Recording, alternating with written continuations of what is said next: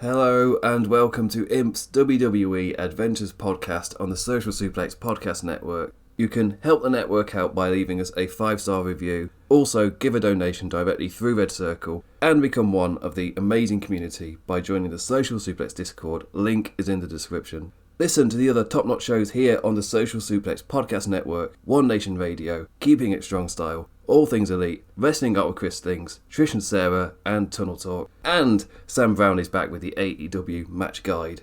My name is Matt Mayer, aka Imp, and this is your quick look back at the WWE week that was. 30 minutes of a guy who's tested positive for COVID, talking about WWE. The hottest takes, quite literally. Got a temperature. This week was the goodbye to Fox and the celebration of Canada. I don't know what exactly to call it.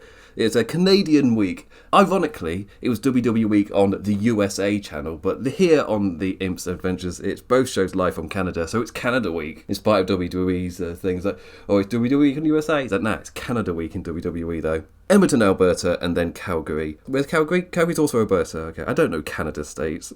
I hardly know America states. You got me to learn a whole other country. Definitely not. So anyway, let's bash on through it. As I said, yeah, not in the best condition. Hopefully I'm better pretty quickly because we've got stuff coming up here on the network. So I've got to be fit. So anyway, without further ado, let's say goodbye to Fox. Let's say goodbye to the memories and literally, please, leave most of those memories alone. Jumping over to Edmonton, Alberta, Canada for Friday Night SmackDown. That's why next week, Solo Sikoa, Cody Rhodes for the undisputed WWE Championship in a steel cage. Cody Rhodes opened the show, flexing on the sides of the crowd, thanking Kevin for the match, getting a chant from Michael Cole, pretty much just saying anything to procrastinate doing the Solo Sikoa segment. I feel Cody. I feel you, Cody. I feel you. Also, not to forget that this was also the Smackers after Berlin, not just the goodbye to Fox. So we got a goodbye to Fox montage and all throughout the show. 2 highlights from the Vince times, and everything else was from the past 2 years. Like, it's wise. It's like what? We're not showing the dog food segment. We're not doing that. We're not showing the Kofi squash. Like, we're not doing that. We're not showing that stuff. When Solo Sikoa did come out, the "We Want Roman" chants were louder the second time after Sikoa had to name the man in placing the blame for his Slams of Summer loss. As we go for Solo getting his title match. Then the title match actually got set for the USA debut next week, and you know what? That I'm perfectly fine with. If we're going to be building to bad blood for this, I don't want to go through another cycle of this. But we're not. We're getting a cage match next week, just bashing right through it. Cody called out Jacob Fatu as the challenger he actually wants to see step up, really kind of leaning into the fan sentiment of the bloodline right now, where Sikoa is the guy on top. The Tongans are kind of just there, but Fatu is drawing so much attention. And just how quickly Fatu has gotten over in his role, to the point where they're already willing to script him in his own solo teasers. Like, oh, they know, they're immediately leaning in. But it's Triple H, so going to be leaning there for quite a while. Title match is next week in the cage, but we've got time for a Teddy Long first, the Bloodline into the ring. DIY and the Puff is out for Bloodline after last week to make this an 8-man. Aldis setting us up, also making the Cody vs Solo title match next week inside that steel cage. Also, so soon after the Swerve Hangman incredible lights out horror story, the PG-ness is just automatically just going to feel so apparent. It's going to feel so ordinary to anybody who existed through that cage match. WWE got the way that they do their cage matches. I feel like the crowd are going to enjoy this one. It's going to be absolutely fine. Also, it's on television. So WWE cage matches are normally PG a bit more anyway. But also, this is a cage match on TV, which is so the normal PG-ness is going to be even more diluted because it's on television. We're talking about modern day WWE, who are currently full-on muting the audience of a crowd who chant any swear word. So F you Solo, immediately muted. Holy shit, immediately muted. They're allowed to say bitch and stuff, but I don't even know if they need like airing permission for that. That's the thing with TV, where if you hear a swear said by an official wrestler or somebody on the TV show, they've got permission to say a certain number of swears, which as an Englishman I find insane. Just because for us, I think I said it before, for us we created this thing called the watershed, where after a certain time Everybody is aware and everybody knows there's going to be swears, there might be boobies, there might be blood and violence, but you kind of expect it from 9 p.m. onwards. That's just like a known thing. So even if you watch Taskmaster, that airs at like 9 p.m. But it is a similar thing. But at 9 p.m, agreed thing. In America, there seems to be no such thing, and swearing at all at any point is a complete no-no. Just like at any point, swearing is a no-no. And like, it's a thing I have to remind myself that Americans, they speak our language, quite literally, but they are a foreign country. So a lot of their stuff is it doesn't. And this is one of those things where it's proved to me that America is a foreign country, because this seems wild to me. Their TV landscape couldn't be any more different than Europe. And this is just the UK. Like, there's stuff within Europe that I find like, oh, that's a bit more like this. Our standards sometimes the UK can seem strict to the rest of Europe. Never mind America. So, and my point being that this cage match would feel PG on a WWE pay-per-view, but it's going to be on television, so it's going to really feel PG. Basically, I'm saying it like this because I don't think it's going to be bad. I don't think it's going to be rubbish. The excitement is going to be when the Bloodline come out. Ironically, it's going to be a match full of interferences, and that's what's going to be the exciting part, or the huge moment. I doubt we're going to get Cody moonsaulting like we did in AEW, but maybe we might get a Jacob Fatu thing, just to use the cage to really build him up. Because that's kind of like with WWE stuff at the moment, the televisions. There's a lot of using a moment to set up character work rather than anything that you massively need to tune in for. But because of that, the more you watch, the more you get out of it. It was the thing that really worked for NXT back in the day, when Triple H was born to the main roster, where it wasn't the end of the world if you missed some of the television. However, you did get more out of it. You got more reward for watching those weekly NXT shows. You got more invested into those characters. You knew all the toys that they were playing with, all the tools they had at their disposal when it came to pay-per-view. And it's the same thing with television here, where they kind of use that to build up the pay-per-views. But the main event was the Street Profits and DIY versus the Bloodline. 4 fired-up tag lads for the show's top baddies faction to beat. Fatu positioned for a shine as he's the lad given the explosive spots. Your fun, fast-paced WWE multi-man main, DIY and the Profits all great with their own explosive spots. Dives and flips galore, pumping up the crowd damn hot. One hell of a DDT impaler sell from Ford. In another promotion, I'd be calling for a Ford versus Fatu singles match. But here, it did the job and made Big Jacob look damn awesome. Solo in for the spike on an already dead man. The baddies did get their win, and we got off from Fox with the Ula Fala and a raising of the wands. The Fox era is dead. Long may the Fox era stay dead. I feel like it's the final sentiment of that Vince era, of that deal that was made, and the stuff that was put on TV within those first 3-4 years.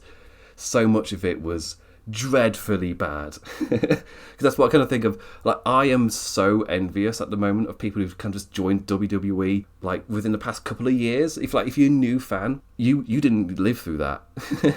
And there's a lot of hindsight questioning of why did people boo and why did da-da-da. And the only answer really is just go back and watch the stuff, and it will become apparent. If you're somebody who's interested in wrestling for some reason, have found this, stumbled across this podcast, and you're not an AEW person, listen to me. If you stumbled across it and you genuinely are interested, the best way to explain it is literally just watch it, and that'll tell you everything. I don't need to add any commentary as to why the Vince era was bad. The way to explain it is to just watch it. At the time, I would use the phrase the best way to watch WWE was to not watch WWE, just to tune in for the pay-per-views. But nowadays, the opposite, with literally everything I just talked about. Bayley versus Tiffany Stratton. It obviously building again to another rematch with Bayley versus Nia Jax. But I'm loving all the little Tiffany Stratton little details that are going on at the moment. A visual one, I love that Stratton's Money in the Bank now has a custom strap so she can wear it like a handbag. It just fits into a character so well. Such a great little detail. The match itself was a perfectly fine telly offering, giving us our Bayley back, but reminding us why Tiffy is Miss Money in the Bank in the first place. Damaged arm Bayley still hit her arm offense, but just went, me arm, afterwards. Nia Jax out as distractor, just there to offer words of encouragement. Bayley diving onto her, but Jax accidentally up onto the apron and distracting the ref. Rose Plant shortly after, and Big Dumb Nia stares down after costing her last the match. It's like, oh, I'm gonna get you, Bayley. And she looked so dumb. Nia Jax is such a dumb kind of champion right there. That's my negative. My positive, Bayley and Tiffany Stratton Both got elevated by this match, and, well, Bayley kind of like repositioned to be a believable champion again for Nia Jax, to get you behind her as the babyface, and Tiffany Stratton as the person where you eventually do want to see. They're building her up nicely. But, massive negative, Nia looked like a complete moron. And I do it as a negative because they've done such a good job of building up Nia throughout this year and into her run as the Queen of the Ring. And sure, there's a bit of cheesiness in there, but she's the exact right performer to just do cheesy stuff. Then as a champion as well, like, it all felt like she'd been elevated really well into this position. They'd finally gotten her over as this dominant champion. This week, complete moron. So even though she's champion, it feels like she's not escaping the quick kind of cringy, cheesy stuff. She's staying in that realm. But for me, it's partly a shame, because I don't want to accidentally create that sentiment in the audience of being done with her title reign already. One way to do that is to paint her as a bit of an idiot, as a moron. It's like, ugh. Other notes. Giovanni Vinci made his return and lost within seconds. Hilarity! Didn't even get to All Out before my Twitter feed was full of, yeah, a few in creative hated this. I can see why. Also, the answer is yes. His theme is generic and unmemorable. A decent theme could have really helped get this character over so much, even with this booking. But nope, oh well. And I know the logic is going to be him living this high life, not really taking it seriously, and then this is the thing that forces him to take it seriously. But first impressions matter a lot in wrestling. And first impression is that this guy is one big loser. So it's almost like they've built up to create a new loser. It's going to really struggle to get the fans interested in him after this. You've almost killed the character dead on arrival. I'll be so surprised if they don't try and build him up after this. But you've created a wall for no reason. Vince did this all the time. Just created walls and ceilings for no reason, which was so difficult to break through, and he would just give up. The difference is, we've seen it with Triple H, where he's not as quick to give up on things. So you can actually let something play out and see where it goes. It's just they've put a needless ceiling there. And I saw this under Vince, that the ceiling would be there, and eventually they'd just give up and the guy would just become a jobber. I've seen that pattern so many times under the Vince era. So I'm not saying that he's going to go that way, because we're not in that era anymore. Creative isn't that. They're not that anymore. There's still loads of tropes within there. This even happening is a trope. But this being a permanent ceiling for him now, it was a needless ceiling to put there, but it doesn't mean it's permanent, because we've not got the same creative. It's not the same kind of mind. When they say let it play out, I do actually believe they've got an idea. Doesn't mean it's good, but they've actually got one, which is the difference. So yeah. Also, I put Kevin Owens in the other notes. He was backstage and, like all Canadians do daily, reminiscing about Wayne Gretzky, which sent us into the exact match you were expecting, and I think that I said it would be on the show last week. But huzzah, the Theory and Waller split-up teasing finally went somewhere, with pins broken and arguments ensuing. So it actually went somewhere, even though I was like, I swear to God, if he's in a match with Theory and Waller, I'm gonna. And lo and behold, he's had his title match and he's in the exact same position, but at least his opponents went somewhere. His character's been on a journey to go only to return to the exact same opponents, but at least he's, like, it feels like it might be going. I don't know. It actually went somewhere at this point. US champion LA Knight, a little over 30 days into his reign. Mello, the interrupting baddie. Andrade, the baddie interrupting goodie. Cheap shot Mello, but calm as fast as him chatting shit over Andrade positioned him nicely for a blunt force trauma, as I assume we set up a triple threat. Mia Yim faced Chelsea Green. Piper Niven distraction set up Crazy Mia taking a flat back bump falling off the apron. Running centre from Piper back into the ring for the unpretty her, poor Mia. In a title program, one moment losing here. That said, Chelsea Green is a position where she's generally getting over.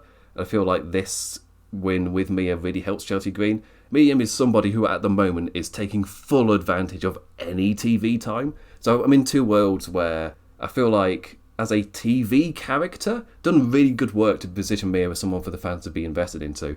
This one did a lot of that. So as a TV character, it's kind of like, ah. But as like Mia Yim herself, the actual worker, this is one of those things where she's taking full opportunity of her TV time again. So it's a weird one of two worlds, where she's really proving that she can be such a trusted TV performer. And she really is taking opportunity of anything presented before her. But yeah, this wasn't good. But again, he just felt that as I was watching it. We've seen that be applauded in a different company. We are seeing somebody do that same thing, and it's like, well, here's WWE's opportunity. Do they reward the same kind of behaviour here? But yeah, that was SmackDown. Perfectly fine. Again, a lot of stuff in other notes. It wasn't like a grand send-off to Fox. It was almost like a or even just a nod of acknowledgement, just to be like, yeah, we're kind of happy this era's over. As a fan, I'm happy to say goodbye to the sentiments from the Fox era. Just move on properly into a new era for USA. I am very excited for the next few months because suddenly we've got 2 shows that are only 2 hours long. It's like, oh God, yes. Raw for USA with their little extension to the end of the year, only 2 hours. SmackDown, moving to USA, 2 hours. Initial reactions like, yes, this is the era that I have been so calling for. As a fan of wrestling in general, there's way too much on at the moment. And every single week, Raw drags. The 3 hours, every single week it drags. And it's been on TV for so long at that length, there's a whole generation of people who've never even seen Raw as a 2 hour show. And it's far, far better. Not even close. It's a kind of perfect length for a wrestling show is at 2 hours. 3 hours is too long. You will get the odd episode which is paced really well and it kind of just works. But 3 hours is way too long. It's the last thing I want is a 3 hour show. But there's a massive but here though. Once the Netflix era starts, the thought is Raw will be 3 hours. USA then wants SmackDown to be 3 hours. And I put my hands on my thighs, lean forward and just go, no. So I'm going to go from a 3 hour show and a 2 hour show, and the whole time me being like, I really would love the 3 hour show to just be 2 hours, and getting that dream. And I'll get that dream for about 3 or 4 months. And it's like, oh yes, the dream world. Only in the new year for both shows to be 3 hours. Like, no. I'm already not watching Collision that often. Never mind now when the amount's about to jump up in the new year. Oh dear. Anyway, with that said, let's jump on over to the second half of Canada Week. Let's jump on over to Calgary, Alberta for Monday Night Raw. And you have always been a childhood hero for me. So I wanted to take a moment to tell you personally that you will always be a close second to my actual favorite.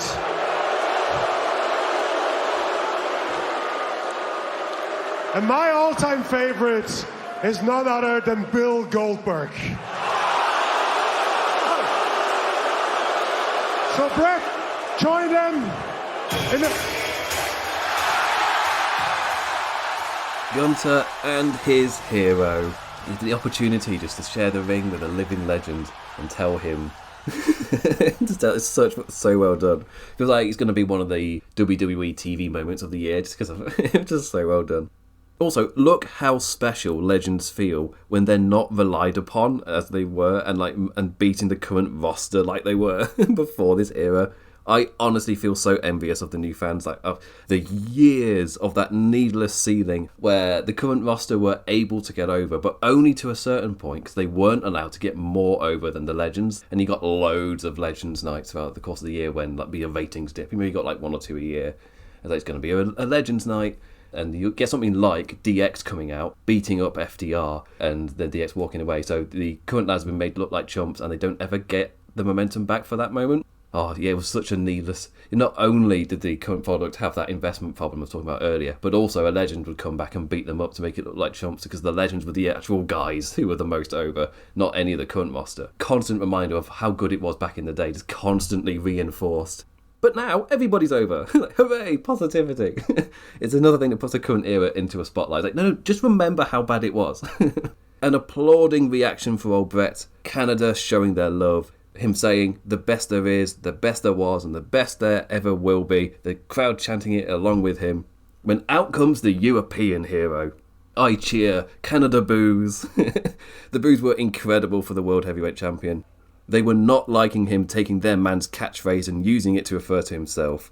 Being like, yeah, you were the best there ever was. It's just it's so good. Talking about Bret Hart as a childhood hero. From the bottom of my heart, you will always be a close second to my favourite Bill Goldberg. I swear I could see both Bret and Gunther doing their best to keep a straight face through the crowd's reaction to the first half of that sentence. And you can see on their faces they were just excited for the reaction to what was about to be said next. Both of them being well, they're reacting already. The line's not even got to the good part. I really enjoyed just watching all of that. Sami Zayn then out to a mega pop in the local Calgary hockey jersey of the player that died. I'll get to that later. Really passionate about Bret and being Canadian. And challenging Gunther to the World Heavyweight Championship. who responds, with all due respect to Bret, you're not in my league. And Sammy, you're far away from being in the league of Bret Hart. So my answer is still no. So that, for me, that's how you do it. When bringing out the legend, he's put the legend down, but he's also positioned the legend as a really top guy to use him to then go, this guy is so damn good, but I'm better and you're not even in his league. It's really, really good stuff. Bret Hart then just straight up calling the champion a gutless yellow coward. The Canadians all for the Sami Zayn lampings on the champion afterwards as he charged back in. So really amping up, and feels like they're doing a decent job of slowly bubbling Gunter into accepting Sami Zayn's challenge. I thought this was that was a lightning bottle of a segment. Really, really well done. And again, it's just to see legends, how the Triple H era, how they're going to use legends, and this was a really, really good use of a legend. The show itself, though, kicked off with the street fight, which I thought was such a good idea. How refreshing to see Monday Night Raw kick off with a built-up match rather than a standard WWE structure promo. It received 20 minutes too. Like, just seriously rare for a WWE show. Oh, don't worry, we got the promo segment afterwards, but in terms of like the pacing of the show, that helped so much. Like, compared to starting with the promo, then a match you care about, a match you don't as much care about, and then you got like loads of backstage segments and things, and then it kind of just drifts into the second hour, and then the second hour will kick off with something that you really care about. Basically, structuring it like this with a big built-up match then just means the pacing is far better, because we got the promo segment after this, then we got the match we kind of somewhat care about, then we kick off the second hour. It's like there's no lull. You're straight into that second hour. Such much better structure. But Wyatt 6 versus American Made. Absolutely love Chad Gable in this role. I love the Creed brothers in this role. Ivan now fits into the group really well. But I dare you to sing their theme song. No, don't YouTube it. You can't hum along to it. Death Rebel strikes again. What is their theme? Vaguely America, but with no recognisable notes. Please. Nikki Cross and Ivy Nile immediately going kendo stick and trash can fun times. The lads started off by just doing their nothing brawls in the background as the women were given the spotlight to brawl over the announce table. Gable with a kendo stick changed that. Big Red ain't selling any of that though. Instead, beating them all up and being gifted the now staple, it's a table pop, only to get American Made to go through the table. No ad breaks either really helped this feel a bit more special. The crowd responding so well for every little thing the Wyatt Six did. Gacy handspringing, Loomis leg dropping, it didn't matter, it all got great reactions. Gacy kendo stick walloping in a trash can. A funny minute as the Canadians are kind to Cross and Niles roll over the announce table, then forgiving of the invisible offense Gable bumps for as he charged at Trash Gacy. Just seemed to run at him. Gacy didn't do anything, and then he just took a back bump as if he'd hit his head on the trash can. And that came like immediately after. Like the crowd were very kind in their reaction to the women rolling over that announce table. But a damn great pop immediately swung the momentum back as Rowan woke back to life with force after that table through ringside, kicking down a section of the barricade, taking down all of American Made with the heavy but padded weapon. The crowd loving the closing flow with Loomis and Gacy springing back to life. Loomis's leg drop through the table to a huge pop. Gable's top rope angle slam to Gacy through another table, an even bigger pop. Nikki Cross's apron draped spinning DDT onto a pile of chairs. Who knows? They cut the sound because the Canadians were chanting holy shit. Get a grip, American television. Gable accidentally calling Uncle Howdy into action, taking a chokeslam onto the steel steps, so he's out for the Wyatts to take out the rest of them. One hell of a Sister Abigail sell from one of the Creeds, I want to say Julius, with the lad properly spiking onto his head.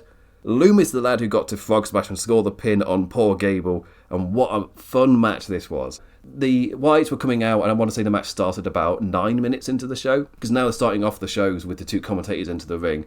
Then they do the characters walking into the arena, telling us what's going to be on the show. Then you get the promo packages.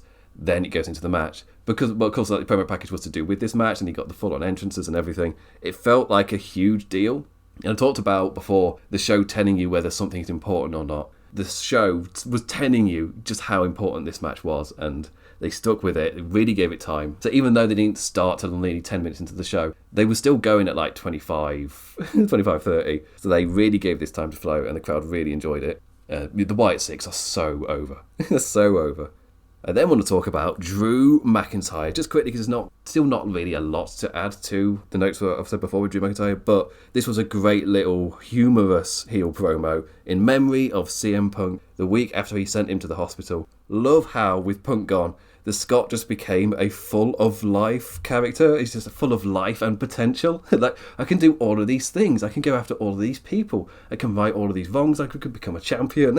Is he able to dream again? Instead, however, he turned his attention to his oldest friend, Wade Barrett, painting Drew as so paranoid that he's convinced himself his only defender left is another enemy. So even though he was talking about all these things he could do, immediately it's painted. He could do all those things if he just stopped getting in his own damn way. Then Adam Pearce out and getting to growl that it will be in Hell in a Cell. I'm not going to growl it, my voice is going. As it's confirmed for Bad Blood to fully end the rivalry. And this is the kind of match that this feud has actually been building up to, rather than the silly fun game they did in Berlin. No. This is the actual animosity here. Obviously, with the silly fun game in Berlin, they then had to build up the animosity, which is what the segment was for last week. Yeah, it's all fine. Yeah, it's all building up nicely. Hell in a Cell is one of the few matches in WWE that actually gets a little bit more violent. Still nothing compared to like the competition, but I want my companies to be different. I'm not saying it as like a negative factor for WWE. It's a genuine thing of difference, and I'm perfectly fine with that. The Intercontinental Championship #1 Contenders Tournament Final. Jey Uso, Pete Dunne, Braun Strowman, and Ilya Dragunov. Like, this was alright, wasn't it? Apart from Braun Strowman's charters around ringside, which somehow completely missed their target. I don't even know how that's possible. Given plenty of time to flow too. One hell of a super kick from Jey to a coast-to-coast attempting Ilya. That sent us into an ad break. That was a lovely little spot. Also, I liked how the big straw man was the big shifter of momentum, where you got your little flows with the three other lads. But whenever Strowman came in, the match kind of then triggered into the next phase, like each time he burst through something. Setting up our final flows of interference incredibly well.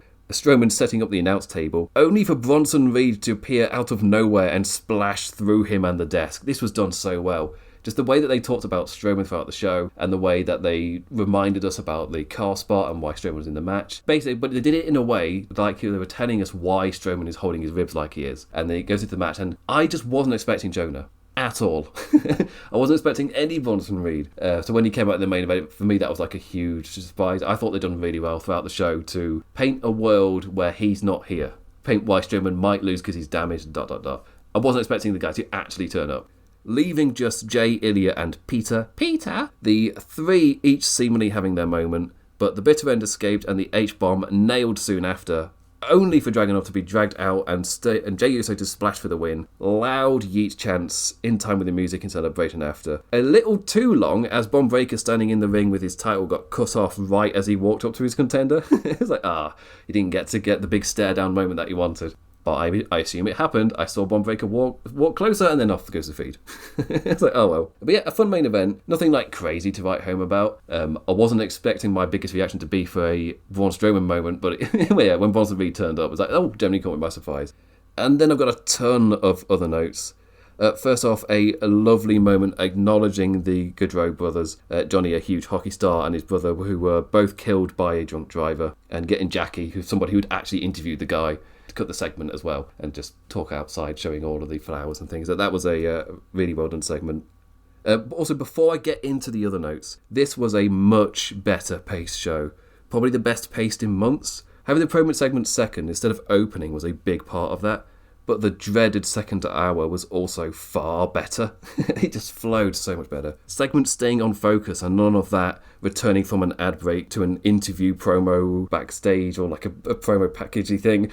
It's just like, no, we just stayed with what we told you was going to happen. It's far, far better.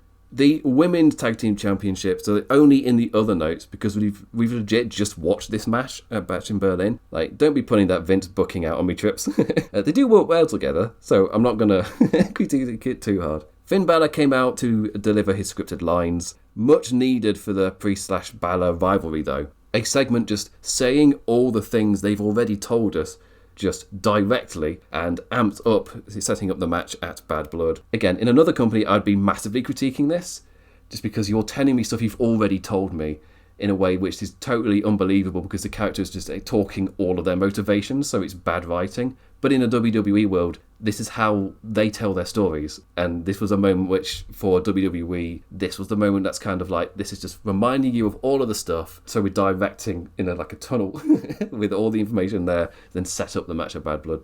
Bringing out all of the related characters and Yeet Association, which I was so sure was setting up a main event interference, that never came. It's like, you know what? Well done. You held back from just doing that. Maybe you're going to do it in the title match, but you didn't do it directly here. We then got more Judgment Day versus LWO. Got to fill time, I guess. Gave Finn a win before our eyes, though, which was pretty important, something that had been lacking. And finally, Zelina Vega and Lyra Valkyria had Natalya as their mystery partner for the Big Canada to take on the Pure Fusion Collective. Pure Fusion Collective, they didn't get any entrance, but they got to cut a promo. Again, a pretty generic promo, just being like, we're beating you up every week. So, and you keep coming back for more, like, who's your partner going to be? Whoever it's going to be can't defeat us. Oh, okay, we've lost. This type of stuff. It's like, well. But yeah, that was the WWE Week in Canada. 2 pretty fun shows, if not desperate for you to need to watch anything. A WWE segment of the year with Gunther's promo on Bret Hart. That was amazing. That was so well done. Everything else, though, was just kind of still continuing to bubble the characters and confirming where we're going pretty much. As commentary were confirming Liv Morgan, Rhea Ripley. Finn Balor was in the ring, again, just stating motivations to then confirm him versus Priest as well. All the stuff that fits the Bad Blood show, which I feel like is, that's pretty smart way to go about it. It just means the show's not super amazing to watch. It was the best paced Raw in a long time, but I was still knackered and done with it by the end, which tells me everything about 3 hours. Even when it was paced better, I was done with this show before, for the final hour. I just wanted it to be over, which then fills me with dread for 2025. Actually, that should be it. This was the week that I generally had a decent time watching and covering these shows, but also filled me with dread for the new year. It's like, oh god, no, everything's going to be 3 hours. Oh no. I definitely trust this creative team more than I did previously. So if this deal came under the Vince era, I would have been dreading it so badly. But under this current era, I was I trust it a bit more. But these 3 hours still drags. So both shows being 3 hours, it's no, no. The actual quality of the product takes a hit, but you get more money in because of the level of advertisements you're able to put into it is more.